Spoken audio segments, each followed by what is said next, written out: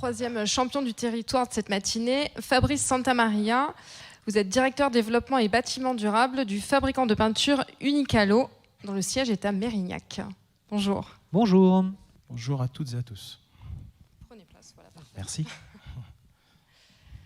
Alors, comme vos camarades, nous allons vous poser les mêmes questions. Déjà, quel est l'engagement de votre entreprise et pour quel territoire ?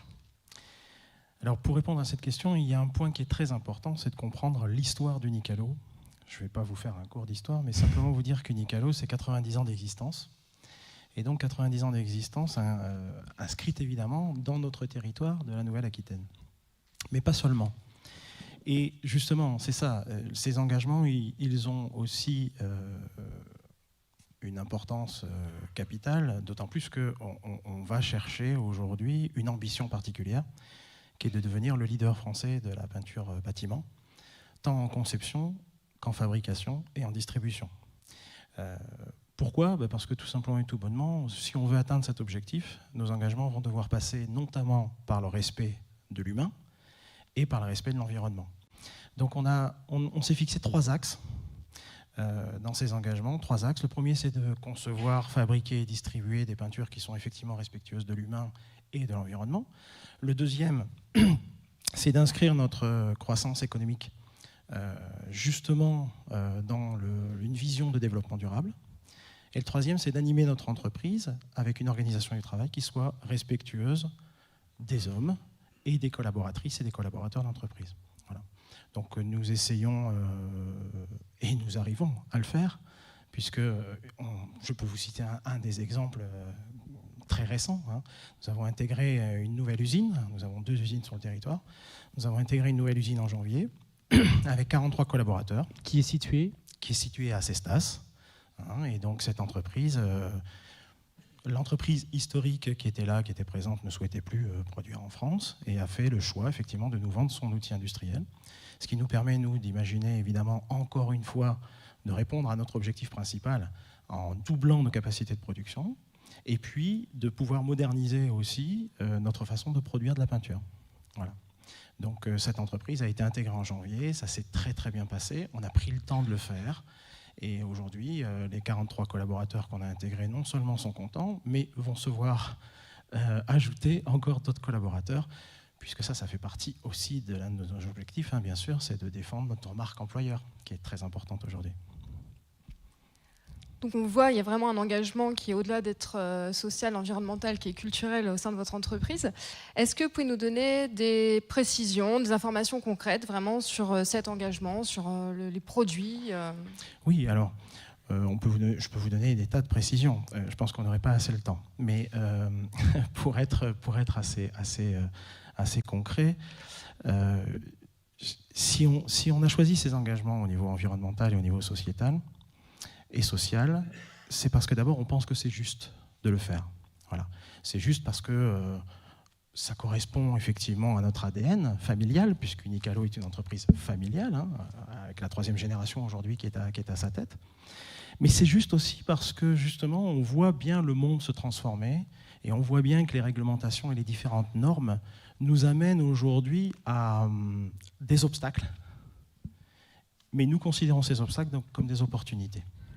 Alors, en termes de produits, je peux vous parler d'un tas de choses. Je peux vous parler par exemple de notre gamme biosourcée, notre gamme Nae, qui est une peinture biosourcée.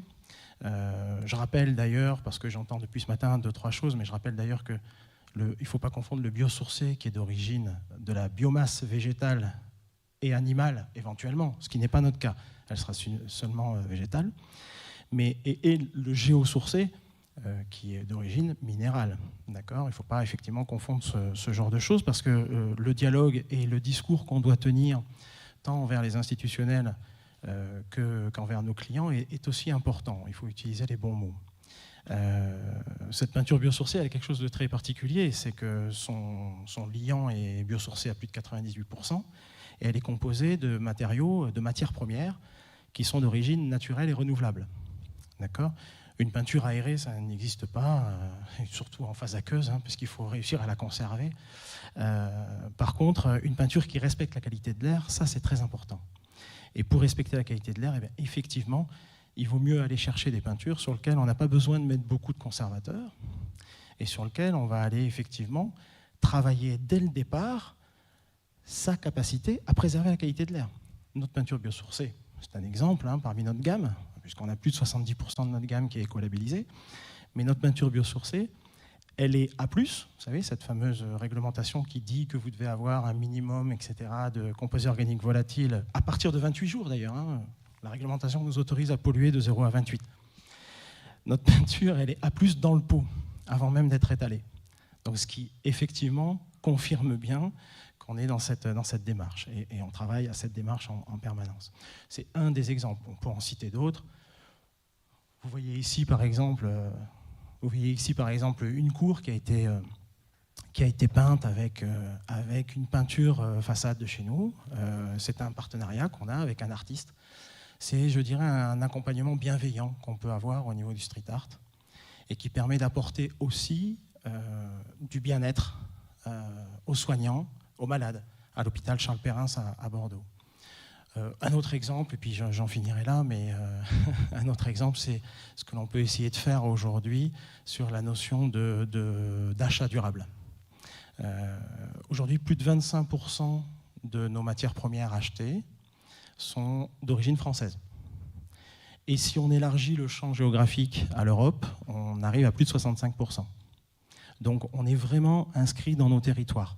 Nos territoires ici, la Nouvelle-Aquitaine, mais également les territoires de notre réseau de distribution. Dans cette démarche, donc, comme tout le monde ici, vous n'agissez pas seul. Quels sont vos partenaires sur ce territoire ? Alors nos partenaires, ils sont multiples, évidemment, je ne peux pas vous donner les noms de tous nos partenaires professionnels, architectes, promoteurs, etc., avec qui on peut travailler.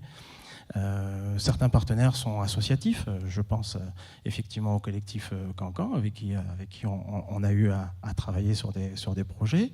On va avoir aussi des bureaux d'études, notamment en performance environnementale. On en a un ici avec M. Barraud de la société Greenbirdie. On va travailler, je vous parlais de qualité de l'air, donc on va travailler aussi avec des bureaux d'études qui vont essayer d'optimiser la qualité de l'air dès le projet sur plan. Je pense notamment au laboratoire Octopus Lab, qui travaille sur toute la France et qui est présent encore une fois aujourd'hui ici également. On va travailler avec ODIS, on va travailler avec Soltena, on va travailler avec la FIMEA, la Fédération interprofessionnelle des métiers de l'environnement atmosphérique, FIMEA Nouvelle-Aquitaine, je dirige moi-même FIMEA Occitanie. Donc on est inscrit vraiment dans les territoires avec beaucoup de partenariats et beaucoup de travail en commun pour essayer de porter les bonnes valeurs et essayer surtout de porter du bon sens à la fois sur la production et sur la notion d'économie circulaire. En économie circulaire, je peux vous citer d'autres partenaires. Je vais vous parler d'EcoDDS ici, qui nous aide à installer les bacs Récupo dans nos magasins.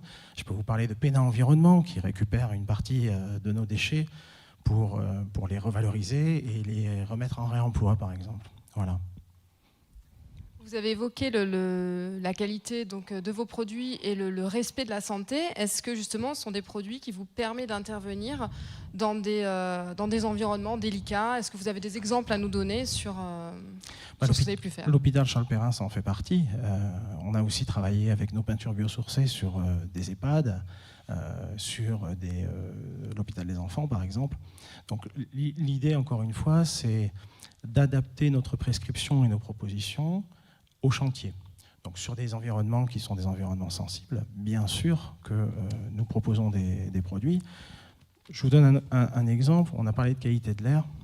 On va travailler ici en local avec le laboratoire Zone Excel verte, Excel Zone Verte, laboratoire Vecteur.